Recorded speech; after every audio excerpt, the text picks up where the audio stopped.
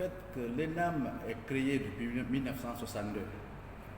Depuis 1962, l'ENAM a commencé à former les cadres du BTS. Si vous partez dans les entreprises, Obeka, Sfria, comme ça, vous trouverez pas mal de sortants de l'ENAM. Donc de 1962 à 2002, c'est que j'ai trouvé une base solide déjà à l'ENAM. Il faut avouer comme ça. Parce que mes professeurs ont travaillé. J'ai remplacé quelqu'un. Donc j'ai trouvé une équipe consciente, une équipe engagée, une équipe solidaire à la mise en œuvre des politiques de l'enseignement technique et de la formation professionnelle. Donc, à vrai dire, j'ai trouvé déjà les bases étaient là. Donc, cela m'a permis vraiment d'améliorer la qualité du travail. Bien, avant d'y arriver là, quand je suis arrivé, les activités, on va les citer, certainement on va prendre les images. Mais quand je venais ici, en 2000, l'année scolaire 2021-2022, l'ENAM avait une filière génie mécanique qui avait 3 options, c'est-à-dire l'électromécanique, la mécanique générale de maintenance et la mécanique auto. C'était les 3 filières.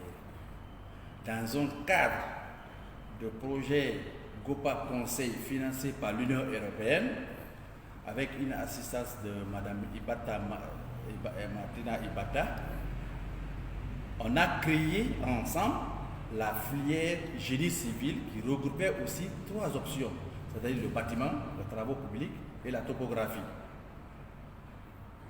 Après ça, en 2010, dans le cadre toujours de la création des filières, il y avait le froid, mais ce n'était pas une filière d'enseignement. Mais en 2010, nous avons créé cette filière aussi avec les équipements de dernière génération. Donc, ces 2 filières-là, génie civil et froid et climatisation, sont créées devant moi. Ensuite, la chaudronnerie qui n'était pas une filière, nous avons créé aussi cette filière, la chaudronnerie, l'année dernière. Il faut multiplier les compétences des apprenants.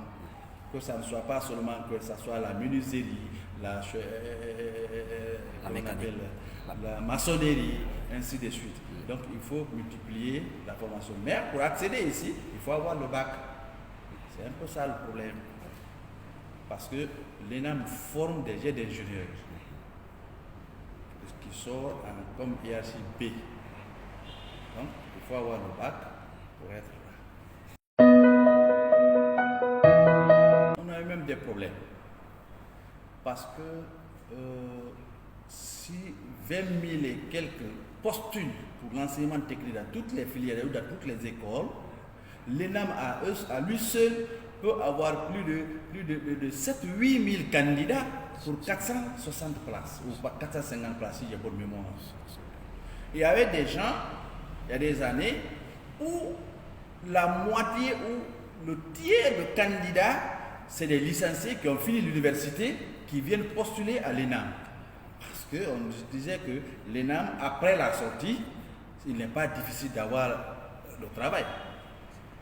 Donc, honnêtement, c'est maintenant là, c'est cette année. Et c'est cette année, on ne sait pas ça c'est quoi. Mais pendant l'inscription pour les écoles professionnelles, la cour de l'ENAM est toujours pleine. On a laissé beaucoup de chantiers. Bon, avant qu'on arrive à ce chantier qu'on a laissé, je vous ai parlé du GOPA Conseil.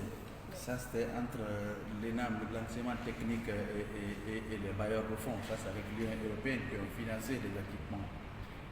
Et ils ont formé des apprenants, des formateurs et des apprenants qui ont sorti de 2 poètes actuellement qui sont tous employés à Kamsa. Ça, c'était financé par l'USAID aussi. pour une formation de secteur minier.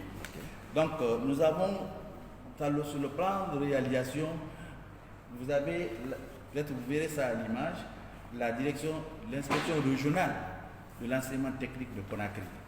Les 2 bâtiments qu'ils occupent, c'est réalisé par l'école et les apprenants avec la direction de travaux que j'avais le privilège de diriger. Ensuite, vous aurez peut-être l'image de la salle de professeurs, si on peut visiter, que ça aussi, ça a été réalisé en montant.